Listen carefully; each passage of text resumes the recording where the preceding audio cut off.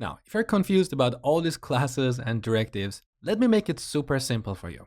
In Angular, we have two classes to keep track of the state of input fields and their validity. One is form control, which represents only one input field, and the other is form group, which represents a group of input fields. Now, when we apply the ng-model directive on an input field, Angular automatically creates a form control object and associates that with that input field. So this is form control and ng-model. Now, form group class is used to represent an entire form and optionally groups within a form. Now, as we explained before, we have a directive called ngForm that is automatically applied to all form elements.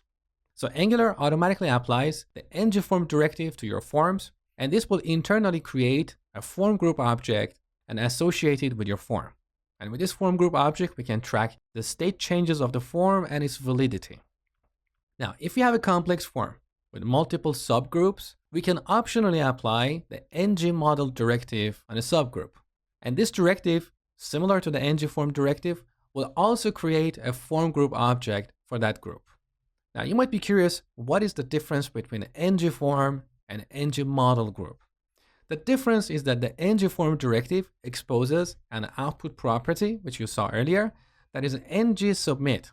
And we use this to handle the submit event of forms. ng-model group doesn't have that output property because it doesn't make sense to submit a part of a form. So this is all about form control, form group, and the related directives.